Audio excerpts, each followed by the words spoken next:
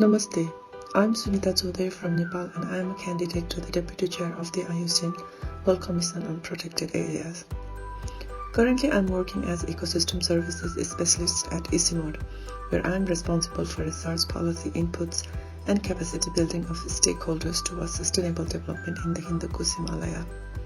I have almost a decade experience on natural resource management in Australia, Austria, Cambodia and Hindu Kush Himalaya region, which focuses on 8 countries of Asia region.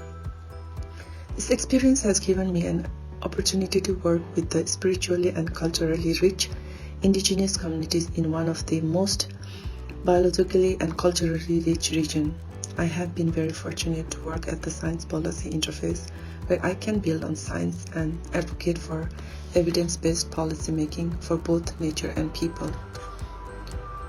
I met my husband Jainendra almost 10 years ago, who is a medical doctor and has inspired me to serve people. We are blessed with 2 little girls. The elder one is 9 years and the younger one will be 2 years next month. I spend most of my time nurturing and playing with these 2 girls. I was born in a small town in Nepal, amidst a forest landscape, and grew up interacting with nature. Raised in a subtropical mountain forest area, my love and respect for nature has been strong since childhood.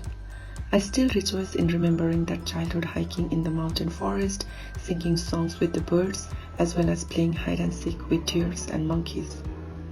I didn't know my bond with nature would become a profession until I started my undergrad studies in forestry and was trained as a technical forester.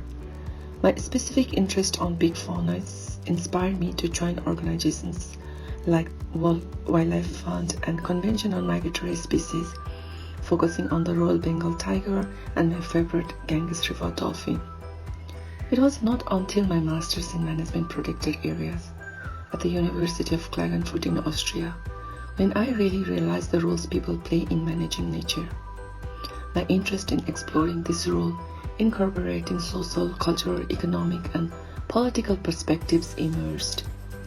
This was strengthened during my PhD when I applied political ecology approach to explore human-nature relations, and it has been further strengthened by my current role at ICMOD. My interest to focus on social political issues of conservation is also shaped by my identity. I belong to a Thari community, who is one of the indigenous ethnic communities of Nepal, which worship and value nature for their lives and livelihoods. The community is regarded as a backward society for their limited education and their lack of representation in government system. But I am one of the privileged few from my unprivileged society, benefiting from the opportunity that education affords. However, this is not the case for the majority of the people in my society, and even beyond the region. There is a silent but constant demand to educate and build the capacity of the marginalized society and bring them into the development mainstream. This has inspired me to work for the marginalized groups and conserve the nature as the foundation of their well-being. On our path to hopefully become the next Deputy Chair of the WCPA, we have developed a bold vision for the new decade, 2020 to 2030, with an opportunity to strengthen the Commission for both nature and human well-being. For this, a transformative change is required that focuses on equity and sustainability aspects. These aspects focus on enhancing the diversity of governance of protected and conserved areas, strengthening the meaningful participation and leadership of diverse stakeholders, including the indigenous communities, park rangers, youth, women, underrepresented groups, and really endorsing the values of protected and conserved areas for equal conservation and development outcomes.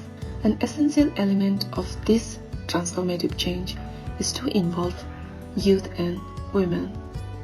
Local communities, especially the youth and women, are the essence of change of our society.